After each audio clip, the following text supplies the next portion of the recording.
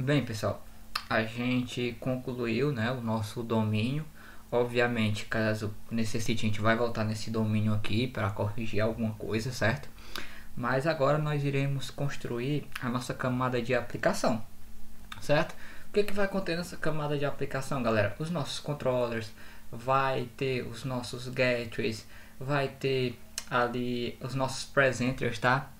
Novamente, pessoal, lembrando que a arquitetura é algo dinâmico. A gente não precisa seguir exatamente o que tem ali naquela Clean Architecture. Até porque, como eu disse, né? Há certas coisas que eu não vejo a galera seguir. Por exemplo, o domínio aqui. Nós não seguimos a estrutura da arquitetura limpa, certo? Nós construímos um domínio mais abrangente, que é como realmente eu vejo a galera utilizando. Como eu falei, né? Eu falei anteriormente de DDD, eu recomendo novamente para que vocês dêem uma olhada. Mas vamos lá. O que eu vou fazer aqui, certo? Primeiro eu vou criar um diretório chamado application. Opa. Certo? Chamado application. Dentro deles, galera, eu vou criar um diretório aqui chamado boundary. Certo? E o que vai ter nessa camada boundary aqui? Ela vai servir para acoplar, galera, todos os dados que vier da requisição, certo? Então, no nosso domínio, ele precisa de ele precisa como parâmetro um objeto chamado do tipo input data, certo? Então esse boundary aqui, ele vai implementar essa interface e quando a gente for chamar o nosso classe subscription, a gente vai passar esse boundary para ela, certo? Eu vou criar aqui uma classe chamada, vou chamar aqui de input boundary, certo? Pronto. O que essa classe aqui vai fazer, galera? Vamos primeiro implementar o nosso input data, certo? Opa, eu vou implementar aqui, vou implementar tudo isso, certo? O que eu vou fazer aqui, pessoal? Eu vou criar todos os atributos, certo? Atributo name, atributo e-mail, atributo identificador, estado, data de nascimento e a formação, se ele é graduado ou não, certo? Vamos lá. Aqui não é variável. Lembrando que eu posso tipar, certo, pessoal? No PHP 7.4 a gente já consegue tipar o parâmetro, certo? Vamos lá. Name, certo? Eu vou fazer assim: name, e-mail,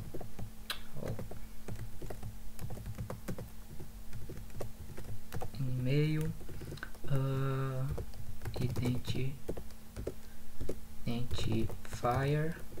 Que mais? Eu sei que tem um state, birth date, certo? Birth date e graduated. Aqui. Graduated.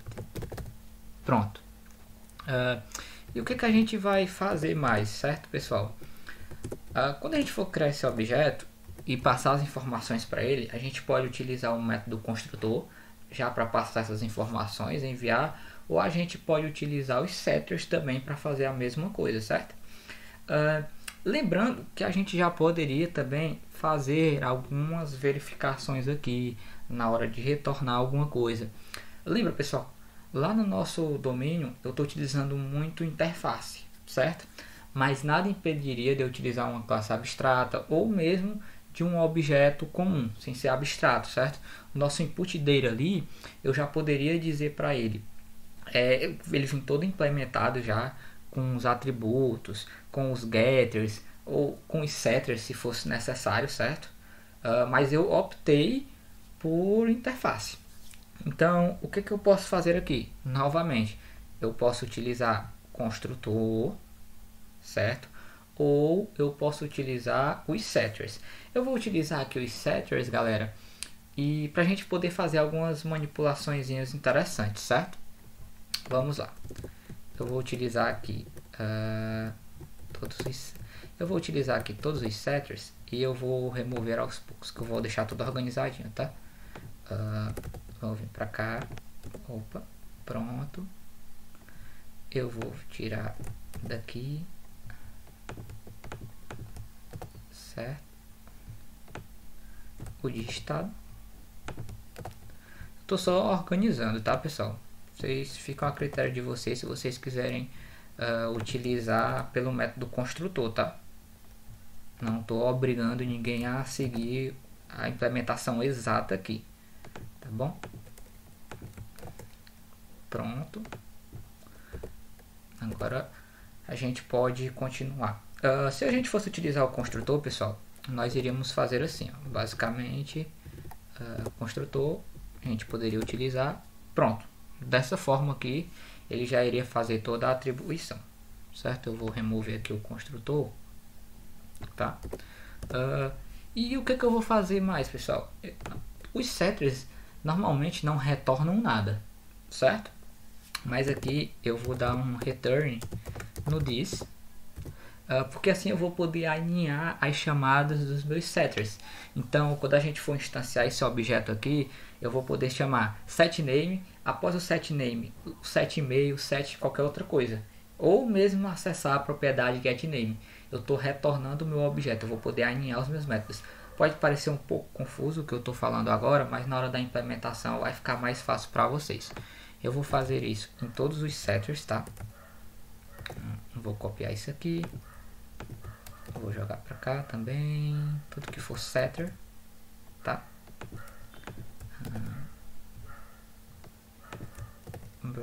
Pronto. Outra coisa, pessoal. Lembrando que quando eu passar esse objeto aqui para o meu subscription, ele não vai ter acesso a esses métodos setters. Por que ele não vai ter acesso? Novamente, porque ele espera o tipo input data. E o tipo input data só tem métodos getters, não tem métodos setters. Então o nosso domínio não vai enxergar esses setters. Vocês estão entendendo o porquê que eu estou fazendo isso? O porquê que eu estou utilizando interface? Porque o meu domínio ele só vai enxergar, ele só vai ter acesso ao que aquela interface permitir, ou o que aquele tipo de dado permitir. Eu espero que vocês estejam claros em relação a isso, dessa minha implementação. Eu estou realmente isolando qualquer coisa. Ou seja, tudo que as minhas camadas superiores implementarem ou adicionarem algo que não for da nossa interface, a camada inferior ou a classe que for utilizar essa dependência, ela não vai enxergar esses métodos que não estão adicionados ao tipo do parâmetro. Galera, pode parecer um pouco confuso, mas é mais simples de entender do que parece. Novamente, o nosso subscription aqui, ele está recebendo um tipo input data, certo? Se a gente vir aqui para mostrar a vocês, ó, o meu input data, ele só vai ter acesso a isso aqui. Ele não vai ter acesso aos métodos setters que o nosso input boundary está implementando ali. Outra coisa, pessoal, que eu gostaria de mostrar para vocês, os nossos setters aqui, eles basicamente estão recebendo. Ou seja, digamos que eu passe, eu não estou tipando, como vocês podem ver, eu não estou fazendo nenhuma tipagem, né, nesse parâmetro aqui, porque vamos supor que um parâmetro venha vazio, por exemplo. Na hora que eu for obter os getters lá, eu poderia gerar alguma exceção, algum erro. O que nós podemos fazer aqui? A gente já pode passar algo por padrão, certo? A gente poderia tipar aqui, dizer já passar um valor, ou eu poderia fazer pequenas lógicas, certo? Nesse objeto. Como assim, Arandi? Pequenas lógicas. O seguinte, eu vou pegar esse name aqui e vou dizer o seguinte, ó, eu vou fazer um ternário, tá? Se o name tiver valor, ou seja, ou os valores deles for positivo, por exemplo, uma string preenchida é um valor true, o booleano true é um valor true, o objeto true é o valor true, mas se eu passar um null, se eu passar uma string vazia, por exemplo, são valores falsos, certo? E ele não iria entrar nesse ternário aqui, aliás, ele não iria entrar no if desse ternário, digamos assim. Para quem não entende ternário, explicando aqui, se esse atributo aqui atender determinada condição, Nesse caso aqui, eu só estou verificando se o valor dele é um valor true, certo? Ele vai me retornar o próprio name, certo? Caso essa condição aqui não seja atendida, ele vai me retornar uma string vazia. É como se fosse um if else, tá, pessoal? A diferença do ternário para um if else, para um if principalmente, é que o ternário você vai ter a condição de entrar, de atender, e também a condição de não atender. É obrigatório, tá? Pronto, eu vou fazer aqui em todos os meus setters, tá? Eu vou até copiar isso aqui para facilitar para mim. E-mail, pronto. Opa. Vou fazer isso aqui, vou copiar, vou colocar em todos os setters, aqui também, aqui também e aqui também. Pronto, só copiar aqui, colar, tá. Isso aqui e isso aqui, certo. Vou remover mais esses. Identificador aqui. Prontinho. Pronto. O que a gente pode fazer mais aqui, pessoal? Se a gente vier aqui no nosso subscription, por exemplo, a gente vai ver que depois de validar os dados, a gente vai preparar o valor do identificador, certo? E a gente prepara o valor, se ele é graduado ou não. Então, lá na minha graduação, no meu input boundary aqui, cadê? Vamos começar logo a detalhar aqui. O graduated, ele retorna uma string, certo? Porém, aqui nós estamos retornando um booleano. E uma correção, pessoal, do que eu falei no vídeo passado, certo? No vídeo anterior. Isso aqui não funcionaria, tá? Se a gente fosse executar esse código aqui, digamos assim, ele não executaria. Por quê? Porque eu estou retornando isso aqui, mas eu não estou atribuindo novamente ao meu objeto. Ou seja, o meu objeto retornaria um string. Então, na hora de salvar, ele geraria um erro, tá? Foi até um equívoco meu. Eu disse que eu disse algo relacionado a isso no vídeo passado, mas eu estava equivocado, tá? Isso aqui não funcionaria. Eu não estou reatribuindo, tá bom, pessoal? Vamos lá. Então, o que eu posso fazer aqui no graduated, certo? Eu posso dizer o que? Eu vou até copiar isso aqui, tá? Eu vou copiar para mostrar para vocês aqui. Eu vou dizer que dias aqui vai ser, pronto, ele já vai me retornar um booleano.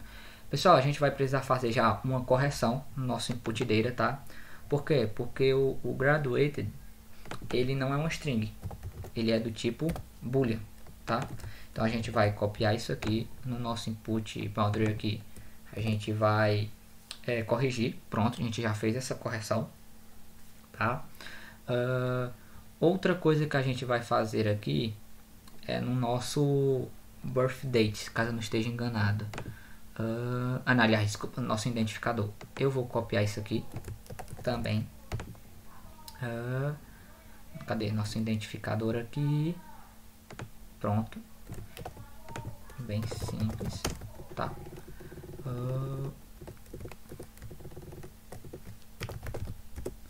Pronto, pessoal, a gente já fez isso aqui, a gente já eliminou. Ele vai tirar todos os pontos e traços, certo? Nosso identificador, que no caso lá é o nosso CPF, tá bom?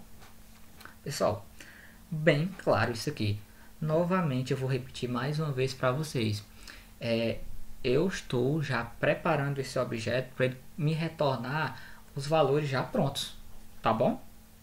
Eu não quero sobrecarregar a minha classe de subscription, então já tem um objeto que vai me retornar exatamente o que eu preciso, tá bom para vocês? Espero que vocês realmente tenham entendido. Se vocês não entenderem, comentem no vídeo, tá? Ou vão lá no nosso grupo do Telegram, me marquem, podem perguntar, por favor. Então, galera, basicamente é isso aqui. Vamos só retornar os nossos getters, certo? Eu vou dar aqui um return name, tá bom? um return e-mail. Pronto. Deixa eu ver o que mais. O identificador está retornando. O estado. O state aqui.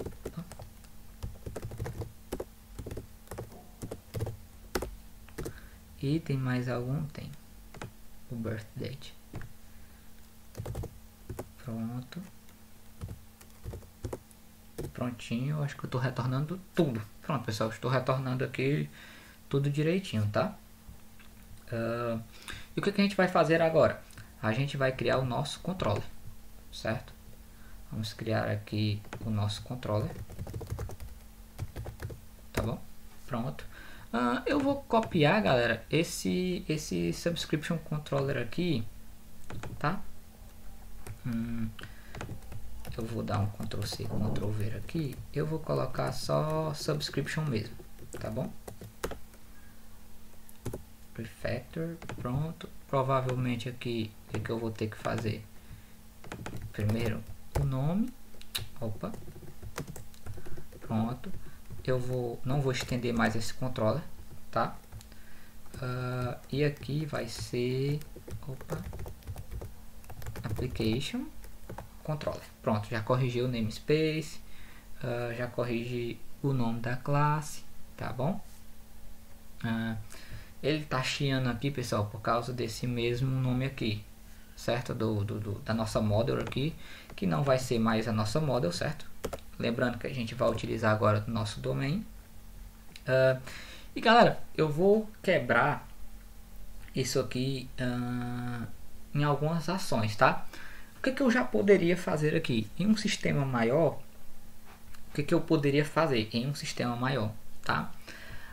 O nosso controller aqui, eu poderia criar um subdiretório dentro dele chamado de subscription, certo? O que teria? Eu iria quebrar cada ação em uma classe. Como assim, Arandi? Cada ação em uma classe. O nosso index aqui, ele vai fazer o carregamento da nossa view. Basicamente é isso que ele faz, certo? Ele faz o carregamento da nossa view. Quando a gente acessa a barra, ele vai cair nesse controller aqui que vai retornar a nossa view. Então, isso é uma ação do nosso sistema, certo? O nosso registro aqui, ele vai fazer o registro de uma inscrição. É outra ação. Então, eu poderia isolar essa ação aqui em outra classe, tá? Exemplificando aqui para vocês, galera. Eu teria uma classe para cada ação. Arandi, por que isso? Porque, galera, eu poderia aqui nesse controller, vamos supor aqui, ter N ações, certo? Então, esse controller aqui iria ficar muito inchado. Imagine a mantenibilidade nele. Entendeu?